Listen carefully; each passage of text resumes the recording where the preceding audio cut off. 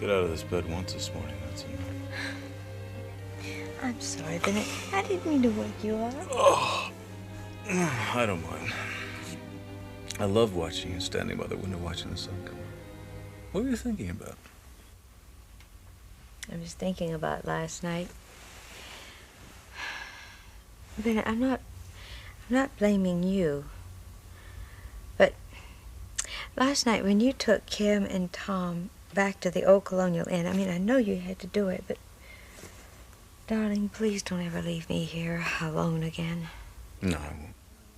Why didn't you call Sheriff Hargraves when you heard her knocking and failing to identify herself? I was going to do that, but then I heard her run down the path, and I was waiting to see if she got in her car. Wait a minute. Why are we saying she and her? You make it sound like you're so positive it was a woman. You don't know. It was Hester, Lisa. Oh, come on. Why don't you tell me, what did you and Hester talk about when you came in here yesterday? She asked me for her job back. When I flatly refused, I guess she decided to stay around till she saw us leaving and then knock on the door that way to frighten you. That does not make any sense at all. Hester has every key to every room in this inn. She wanted to get in, she could have come in any of the back doors that she wanted to. She could have sneaked around, rattled things, broken more wedding presents, which she seems to like to do, and done anything else to scare me to death. Just being out there at the front door knocking like that was enough to frighten you. You're right, I guess it did. The only other time that I've really been frightened was when I saw that hideous-looking letter opener she insists on carrying with her everywhere. Insisted. Yeah. She's no longer a part of our lives. So let's talk about something more pleasant, okay? Oh, let's do. I know what. Let's talk about it. Let's talk about it tomorrow. When we're going to get married, and we will then be newlyweds. And after the ceremony, we'll fly off to meet a destiny that began the day we first met, Lisa. I must say, that's a strange way of putting it. It's true. When we say I do, we'll be melding our own private destinies into one. What's wrong? I don't know. Just when you say melding our destinies. Bennett, that sounds a little morbid. Instead of starting our new life together, it's as if we were ending it.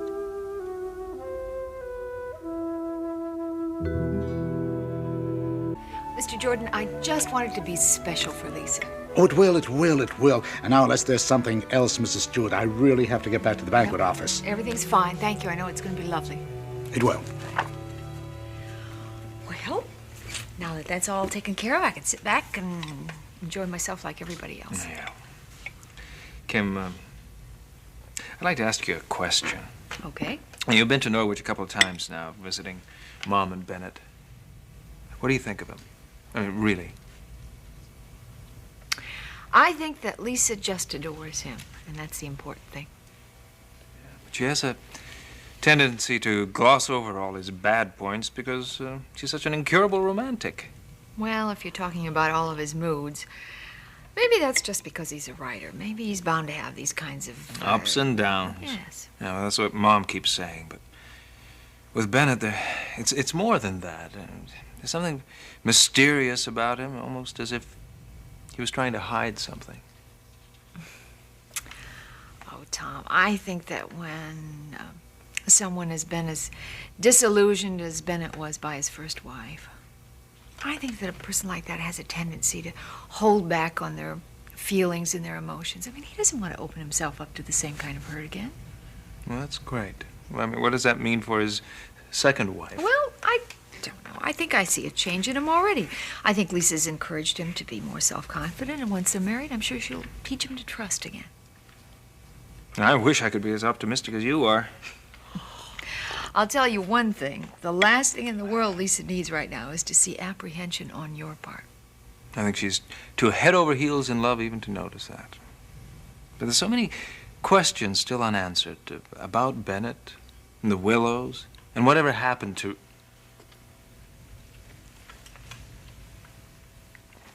Is there something I can do for you, Hester? Listen to me. Please, both of you. This is the last time I'm going to see you before the wedding. And if you don't heed my warning now, by tomorrow at noon, it's going to be too late.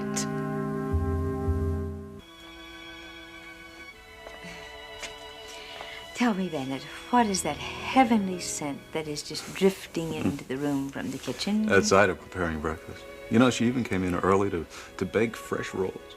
What? Oh, my goodness. That is just great.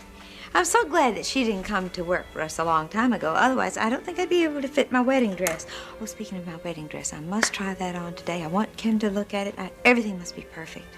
You know, I was going to wait till breakfast is ready to go pick Kim and Tom up, but I could go now if you'd rather. No, I'm not going to have much time to spend with you today, so I'm going to be selfish and just have you to myself as long as I possibly can this morning. Why? What do brides-to-be do on the day before the wedding? I don't know. This bride-to-be has to go to the beauty parlor and get her hair done and maybe have a nail patched. I don't know. And this groom-to-be is going to work on his novel. No, he isn't. It's finished. Finished? Oh, Bennett, I don't believe it. Why didn't you tell me you finished your novel? That's wonderful.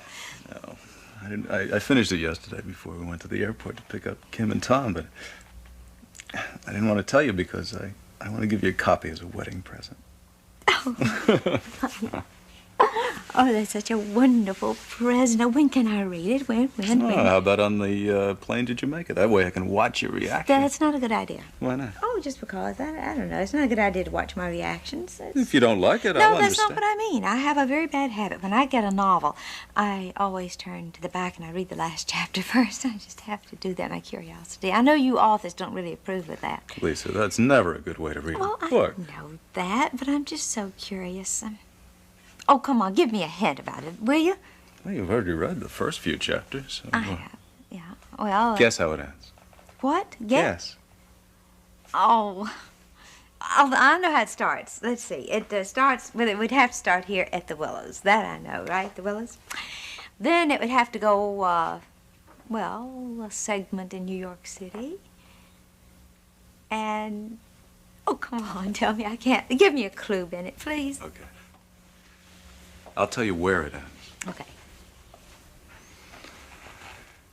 On a deserted stretch of beach, turquoise water crashing against reefs that seemed to have a pulse and an anger of their own.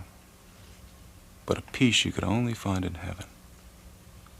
Now, that sounds like you're talking about Jamaica. That's right. My book ends in Jamaica. Perfect place for an ending.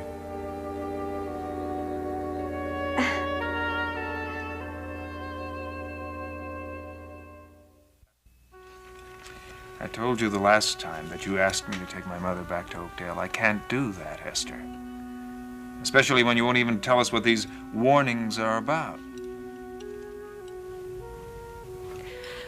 Well, I can't, Mr. Hughes. But if you love your mother, you will get her to leave the Willows before something terrible happens to her. Just a minute, Hester. Before you go any further, I think you should realize that Lisa told us why Bennett had to let you go.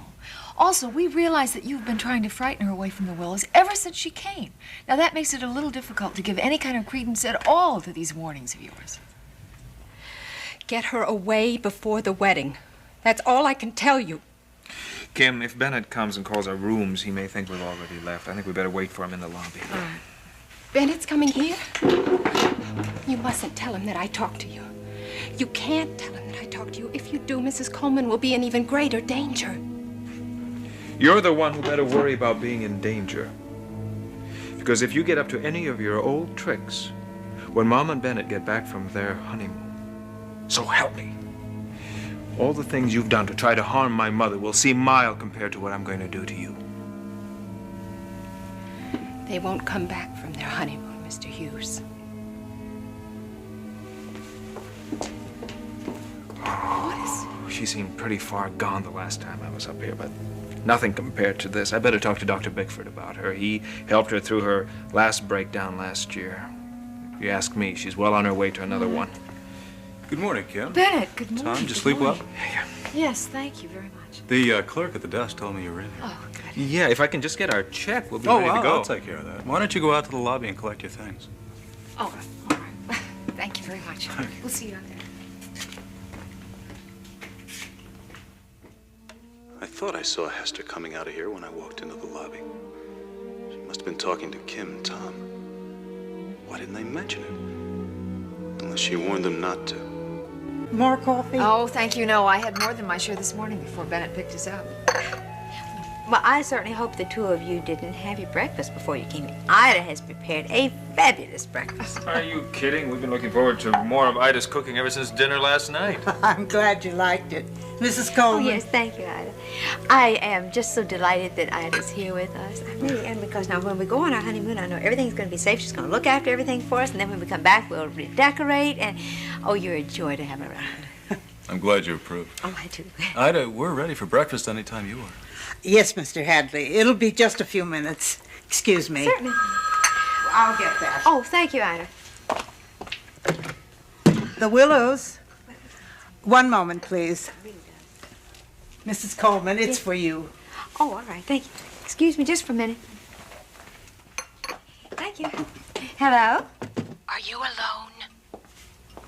I'm sorry, could you speak up? I can hardly hear you. If Bennett is with you, you must not react in any way. If you do, he'll realize I'm calling you. Who is this? This is Ruth Hadley, Bennett's first wife.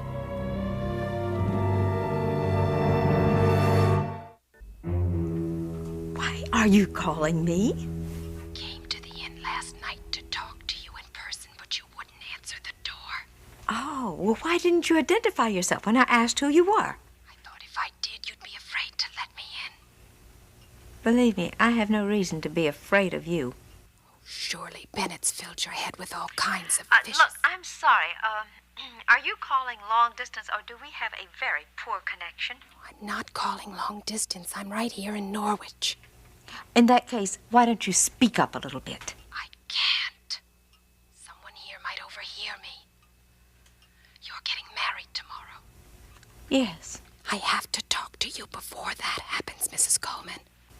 Why? I'll explain when I see you. But we can't meet during the day. Someone might see me, and that would be dangerous for both of us. Tonight, then.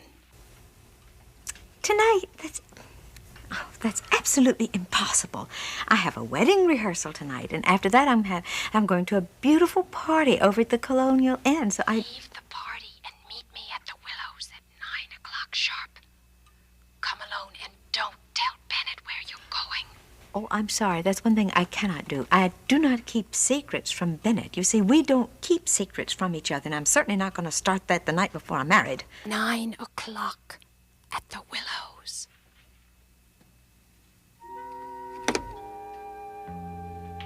Hello? Wait a...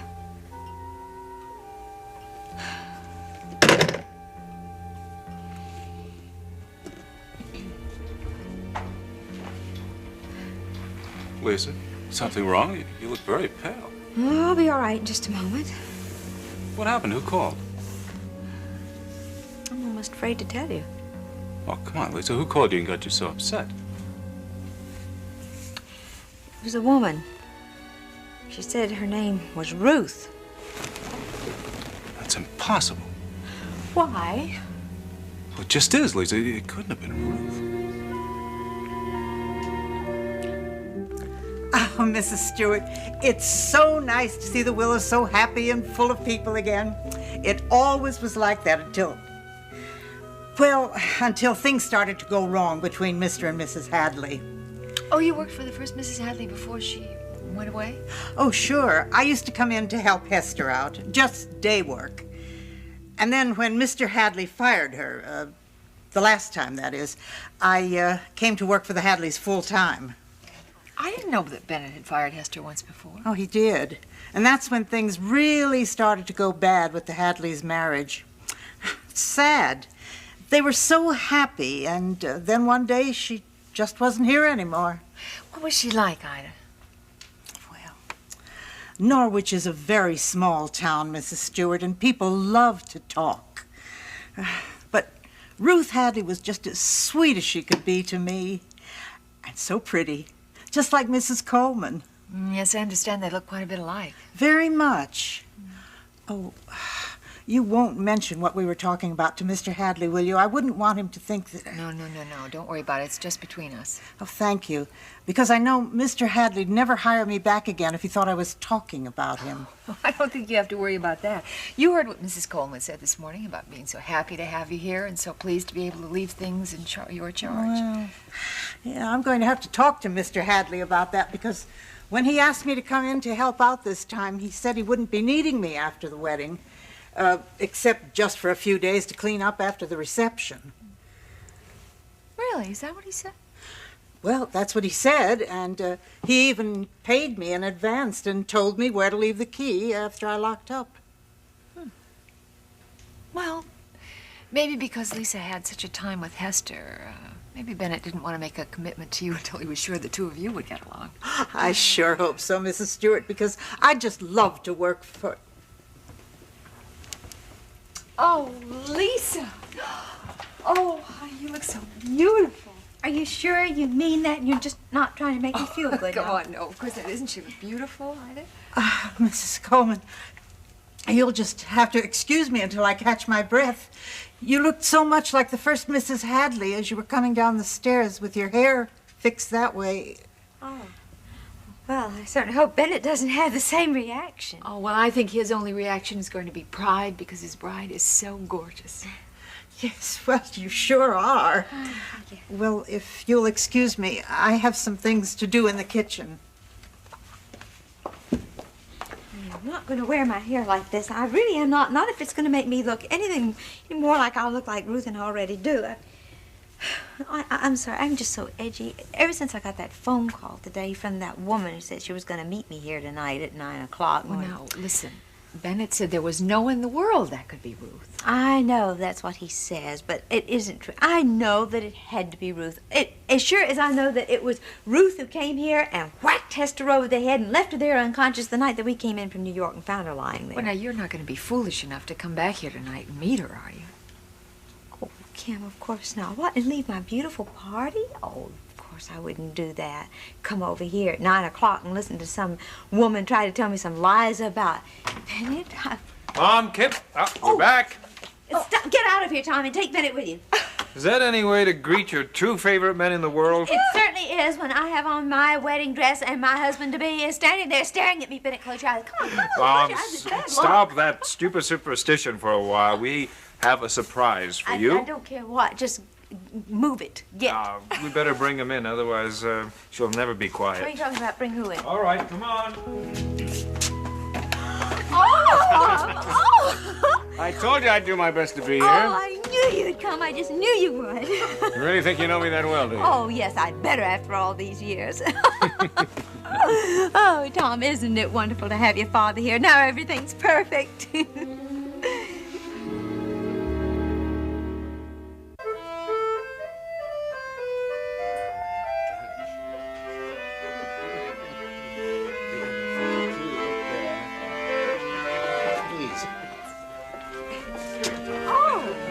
Lovely, isn't it? Why, how beautiful. We have music, a fire, and everything just as gorgeous. Well, thank you, Mrs. Coleman, but the real credit goes to Mrs. Stewart.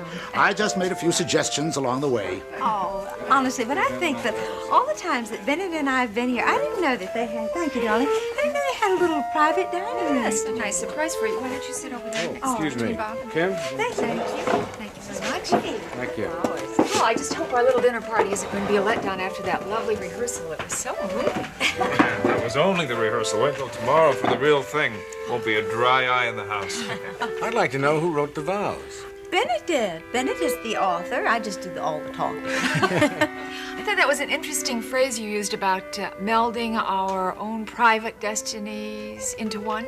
Very lyrical. Thank you, Kim. I'm afraid my wife-to-be doesn't share your enthusiasm. Oh, that is not true. I never said that it wasn't poetic. It's just that I thought that was kind of a strange way to say that I want to spend the rest of my life with you. But when I hear it with all the rest of them, it sounds entirely different, and it's really quite beautiful. But this morning when you told me, I was half asleep. You're absolutely right, Mom. Bennett is the author, and you are definitely one who talks too much. Oh, Tommy, would you please take care of your son? My son? Yes. Why is he my son only when he says something you don't like? Lisa, would you like to dance? Oh, darling, I love you. Oh, excuse me, please. Mr. Jordan, would you like to pour the champagne? Ah, yes.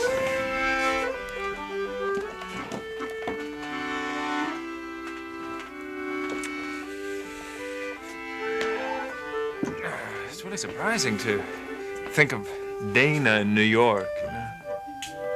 Of course, you always did wonder if she missed that career she had before she met you. You're right.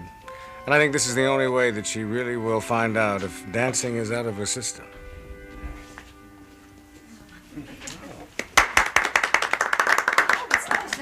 All right. Tom, perhaps you'd like to propose a toast. No. I'm the best man. I'm saving my toast for tomorrow, the reception. Dr. Bickford, how about you? Oh, no, I'm afraid I haven't prepared anything. I'm not good at that sort of thing, Well, Tom. since I'm thirsty, I'll propose the toast. And I'll make it short and sweet. To Lisa and Bennett, may you have all the health and happiness in the world. My only regret is that you'll be living here in Norwich, and most of us will be in Oakdale, and we won't be able to share your happiness the way we're sharing it tonight. Thank you. Here. And to all of you, our dear friends and family. Thank you. That was lovely. Well, thank Thank you. you for saying that. Oh, sweetheart, would you mind?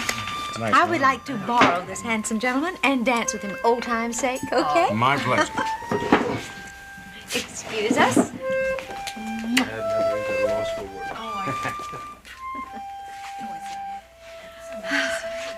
No. Bob, that was really such a lovely, lovely toast. I thank you so much. And you don't have to worry just because we're going to be living far apart. You're always going to be very close in my thoughts. And I'm going to keep up with you. Kim will tell me what you're up to, and so will Tom.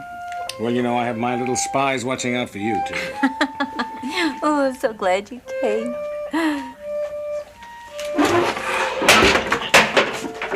Bennett! Bennett, what's wrong? Kim? What happened to Bennett?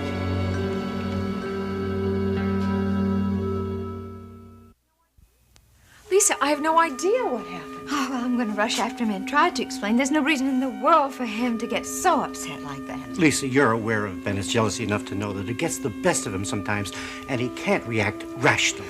Excuse me. Did something happen to Mr. Hadley? Oh, why do you ask? Well, I just saw him race through the lobby, get into his car, and drive off. It was just a slight misunderstanding. Well, now I'm going to have to go after him and straighten this whole thing out. Here. Oh, dear, I don't have a car. Dr. Bickford, may I please use your car? Mom, if you're going after Bennett, I'm going to come along. No, you're not. Now, I can take care of this myself, darling. Don't. I know how to handle Bennett, so it's perfectly all right. Just don't worry about me. I'll be fine. To the keys, please. I hope you know what you're doing. I know exactly what I'm doing. Lisa, you don't even know where he went. I know he went to the Wellers. But look, sit down, enjoy yourselves, have a good time. I'll be back before even you are left. Now, Lisa, be careful. The roads are full of sleet. Don't worry about me. I'm sorry. Bennett has an uncontrollable jealous streak. I've tried to talk to him about it. Oh, for heaven's sakes, now what's going on? Oh, this always happens when ice forms on the wires, Mrs. Stewart. Oh, if there's ice on the wires, there's ice on the roads. Well, we'll call your mother in a few minutes, and if there's no answer, we'll head over there, see if she's all right. Yeah. How are we going to get there? Bennett's got the station wagon. Mom just took Dr. Bickford's car. Well, I'm sure we can find a car if we need one. I wouldn't be too concerned about Lisa. She's dealt enough with Bennett's moods to know how to make him snap out of them. I only wish Ruth had learned. Well, I think we should just take Lisa's advice and try to have a good time till they get back. That's all. Good. Oh, for heaven's sakes. Yeah. Well, now what happened? They flickered before, but they came back on. Well, I'm not sure. The main power lines that service this whole area might be down. Does that power line service the Willows, too? Probably everything on this road. Oh, terrific. Yes, but there's no problem. I'm sure we'll get the power back soon as they get the crews out to repair them, that is. Uh-huh. Can anybody see what time it is? Yeah. Well, it's almost 9 o'clock.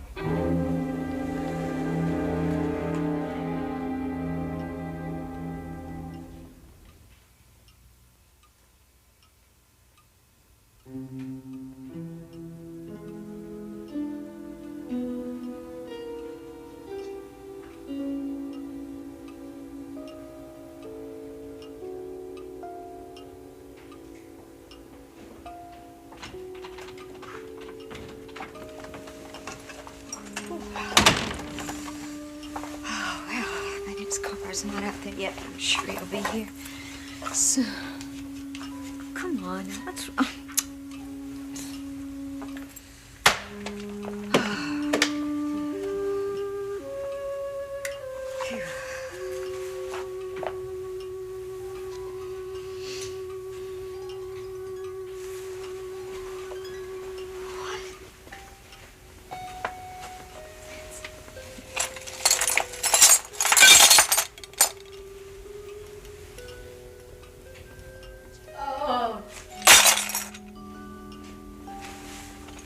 Who's there?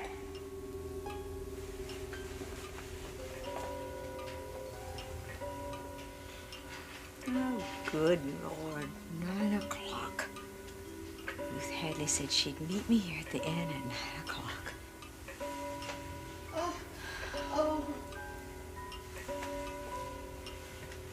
Oh, Ruth, are you up there making noises and trying to frighten me? Oh, so you're back there, huh? Ruth? Answer me! Now,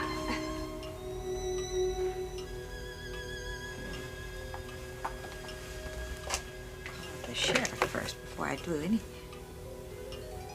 Oh, no. Phone's dead. Phone's dead. Phone's dead, and the lights are out. My earrings are falling off. What else?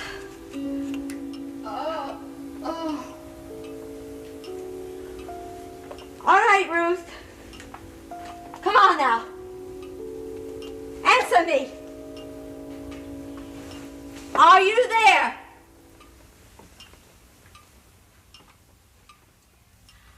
Who's here? Please answer me.